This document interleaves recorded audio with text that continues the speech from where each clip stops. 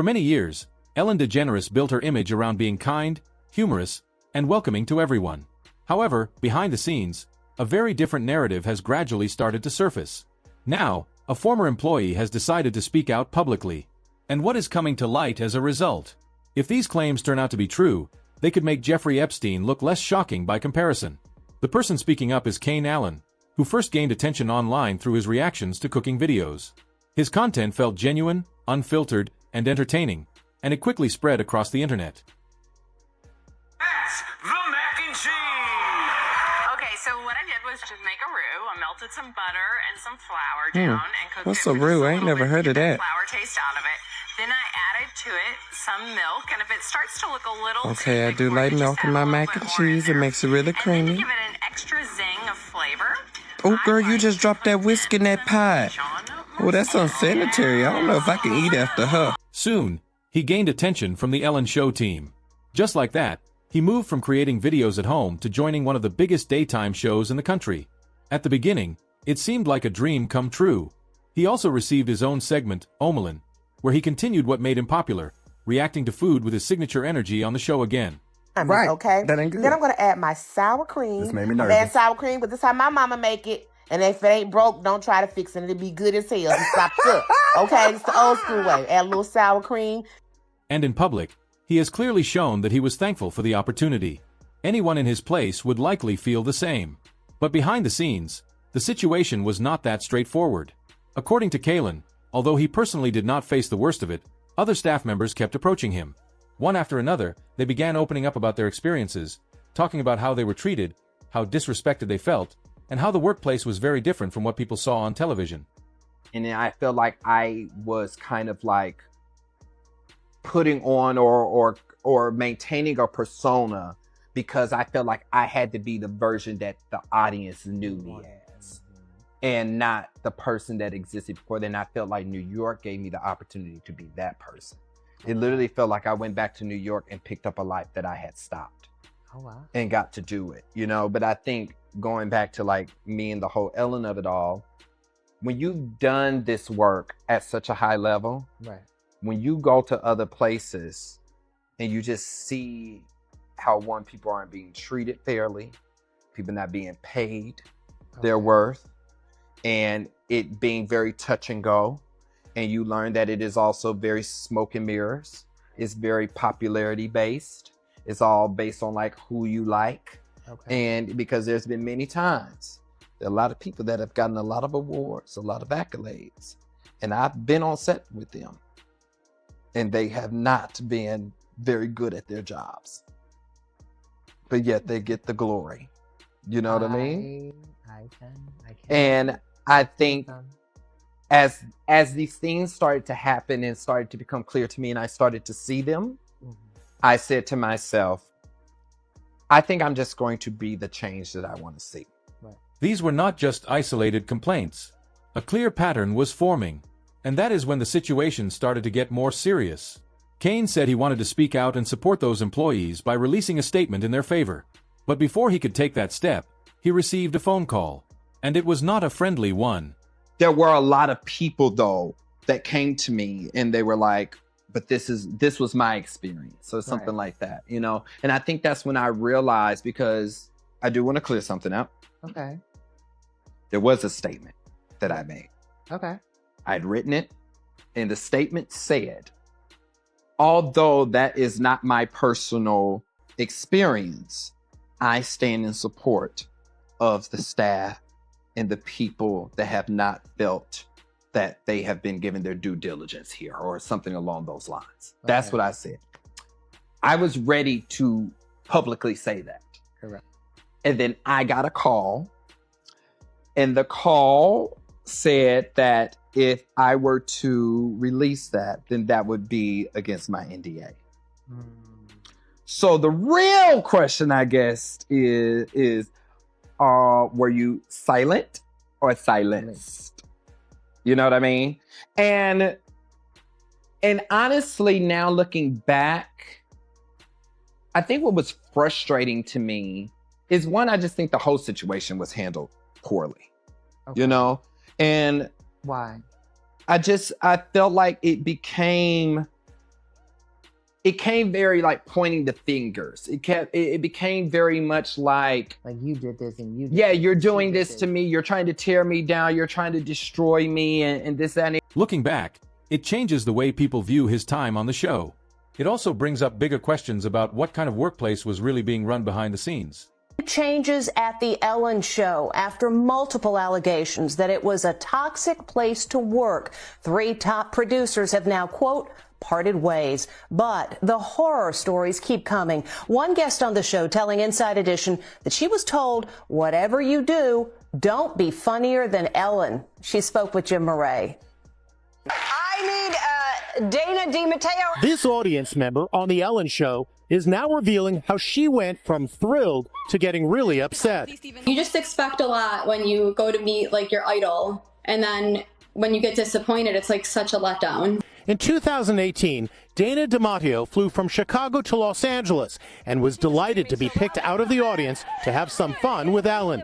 But then she says she was shocked when she was briefed on the comedy bit by the producers. They tell you, you know, you can't be smarter, funnier than Ellen. She's the comedian and the star, not you. Ellen's motto is be kind. Be kind to one another. But Dana says Ellen was actually the opposite on the day she visited.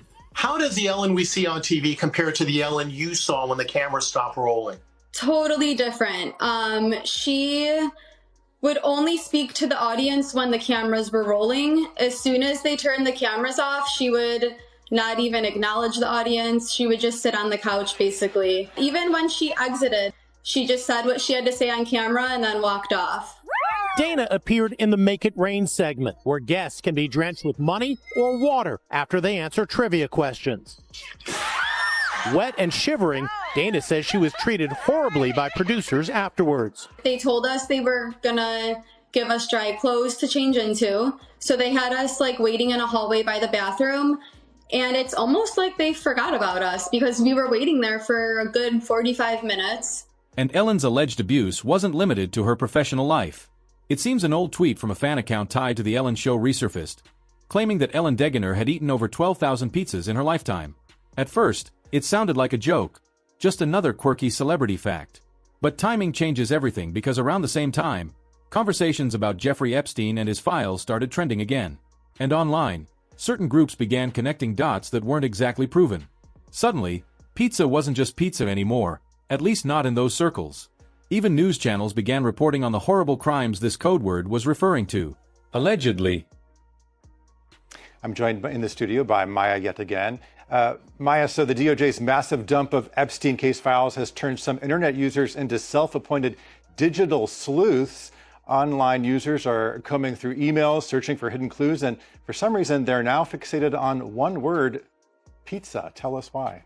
Well, to understand why, we need to go back to December 2016. A man called Edgar Madison Welch, 28, enters a place in Washington, D.C., a pizza place called Comet Ping Pong. This could have been a fairly common scene until he opened fire, fortunately without making any victims. Welch had driven all the way from North Carolina in order to self-investigate viral claims that were actually spreading online. He was convinced that there were children inside the restaurant, held, according to him, in the restaurant's basement, and that place was supposed to serve as some sort of headquarters to a satanic ring with high-profile Democrats running it, including Hillary Clinton and her then campaign chairman, John Podesta, whose emails had just been released in WikiLeaks by WikiLeaks. And the owner of the restaurant was actually somebody who fundraised for Hillary Clinton, so he had some sort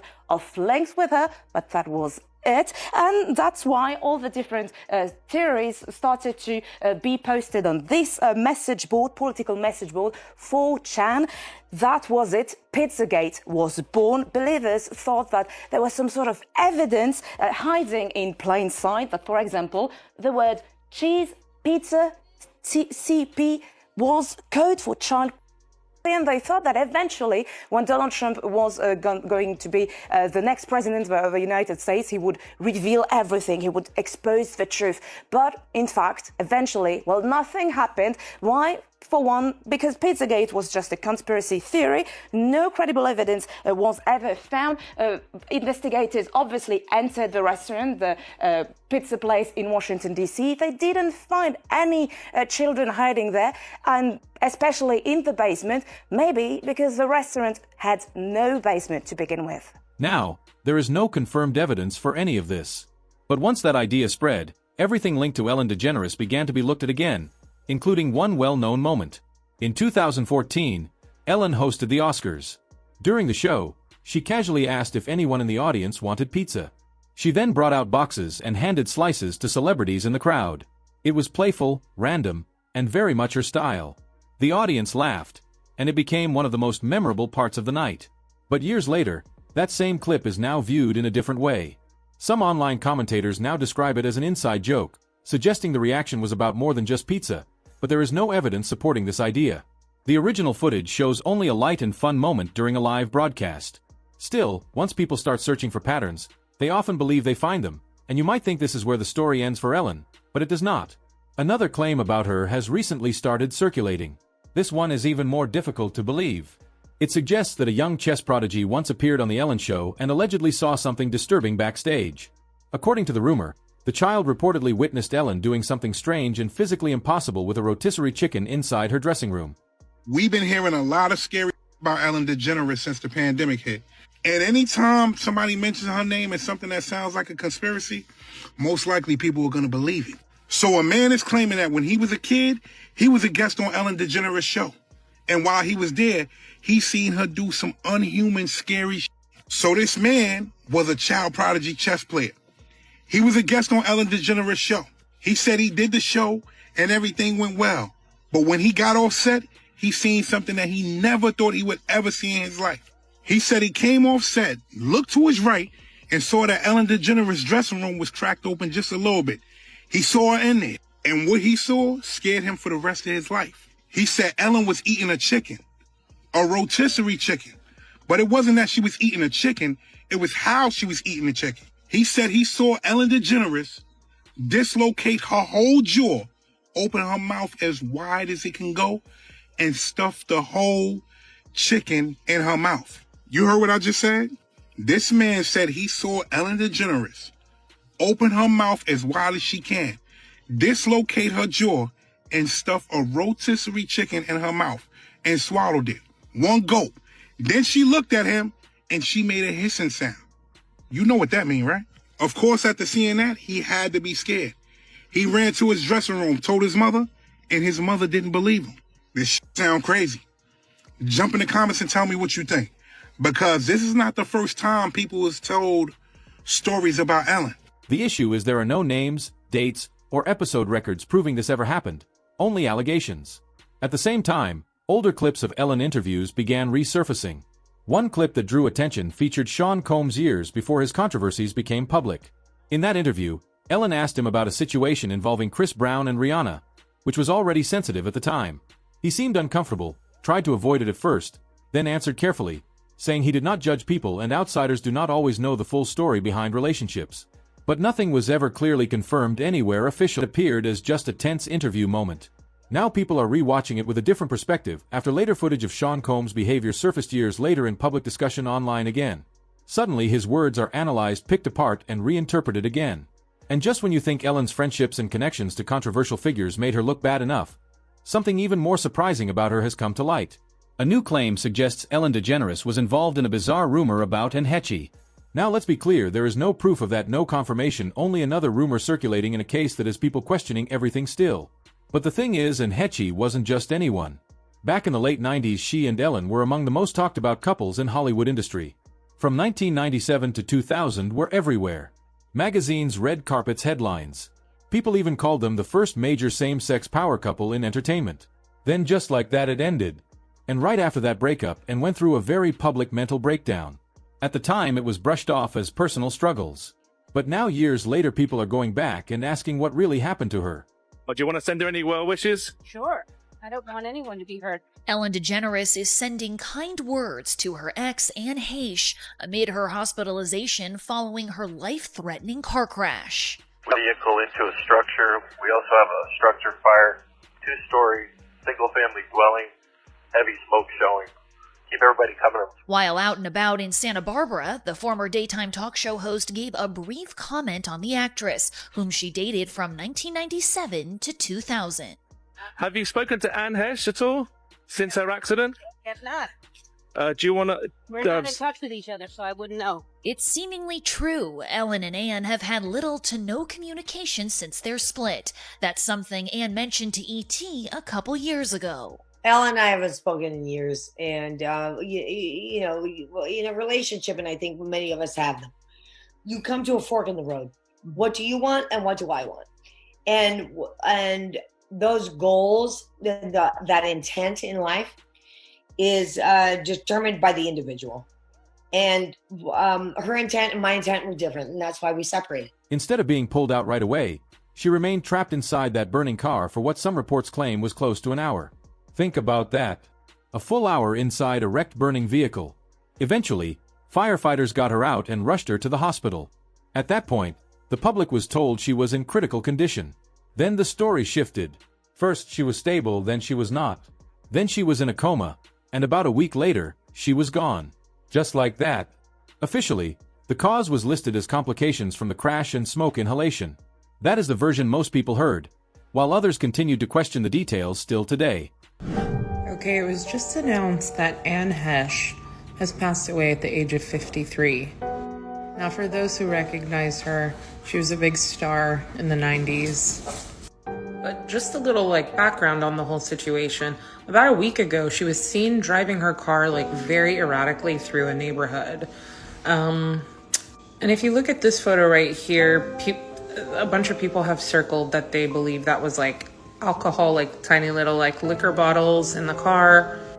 And what she did was she crashed her car into a random house in the neighborhood. The car was set on fire and she was inside the car and it burned. And basically what the news chopper that was covering the site caught was when they pulled her body from the car, she was completely wrapped from head to toe in this white bag / white sheet, and then that was strapped to the gurney. And for anyone who knows anything about car accidents or stuff like this, usually when they pull out the white bag or the black bag, it means that the person has deceased. And then the weirdest thing happened, which was also caught on camera and broadcasted live. She peels whatever it was, the bag, the sheet, off of herself and starts as you can see in this bottom corner, she starts trying to get off of the gurney. And at that point, the two firefighters, not EMT, firefighters start trying to put her, push her back down onto the gurney. And then at that point, she's loaded into an ambulance.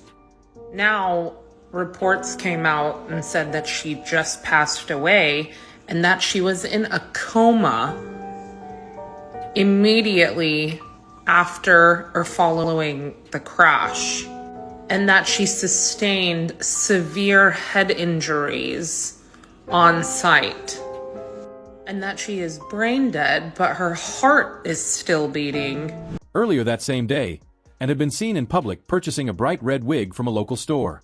According to the shop owner, she appeared completely normal, calm, and polite. She was not acting intoxicated or erratic, just like her usual self. This description did not match the image that later emerged. Then there is the footage that followed. Out of the car. Nope, out of the car. Out of the car.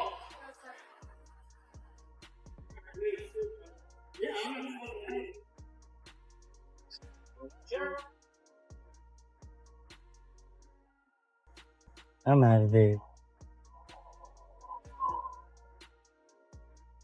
There's her car. There is footage showing her car moving quickly through the neighborhood with no visible attempt to brake. There were no skid marks and no clear indication that she tried to slow down or stop.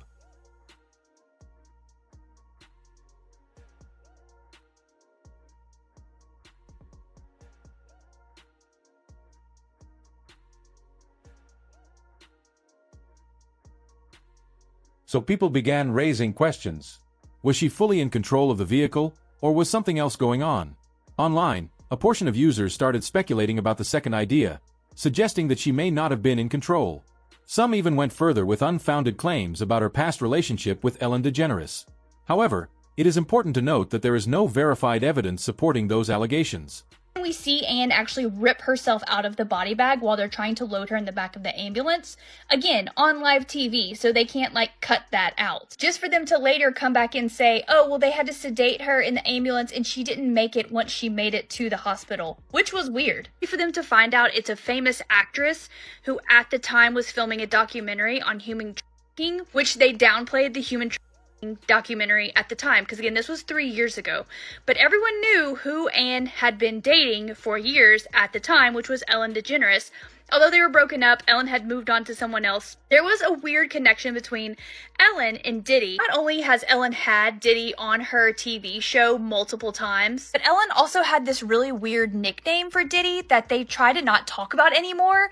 But anytime you hear it, it's the weirdest cuddle, mix, snuggle stuff. And if that's not weird enough, if the documentary that Anne was doing at the time wasn't weird enough, everything Ellen has said to distance herself from the crazy celebrities like Diddy that she has been known to be friends with, the fact that Diddy got arrested in September, and then it took us over a month to finally get all of the charges, in the same month that they listed all of the charges Diddy was being arrested for, Ellen moves to the UK. Not only does she move to a different country, she almost seems to be going into hiding, because now the only pictures we get of her are these super grainy pictures where she literally has cut and dyed her hair. That's right, Ellen DeGeneres no longer has the blonde hair that she is literally known for. She is changing her appearance and her looks in the United Kingdom. What is she saying her reason for leaving is because of Trump? But if you look at the timeline of her leaving, this was a few years after her ex-partner passed away,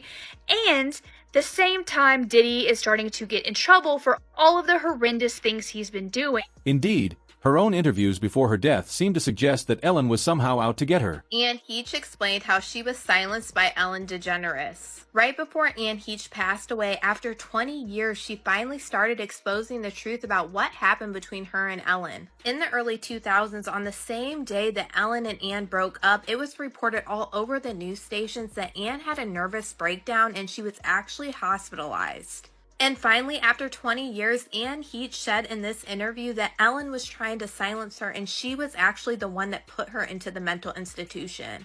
She also explained how Ellen had her blackballed from Hollywood and pretty much ruined her career. And a lot of people found it really suspicious that Anne Heche started talking about it and how when you catch wind of it, you basically have to separate yourself, and how basically that we've all been lied to for years. And Anne Heche actually did 2 interviews on Ellen, and each time they were getting deeper and deeper and she was revealing more and more information. And a lot of people thought that Anne Heche was actually getting ready to expose Ellen for being involved in trafficking. And honestly, this doesn't surprise me because who Ellen surrounds herself with, but even Oprah was brought up in this interview with Anne Heche. They talked about how Oprah actually cut Anne Heche out of the 20th year anniversary celebration of Ellen coming out when Anne Heche was actually in here with Ellen, because Anne Heche is the one that started Ellen's coming out journey. And beyond those serious and unverified allegations involving her former partner, people who worked with Ellen in her professional life have also shared concerning accounts about their experiences with her.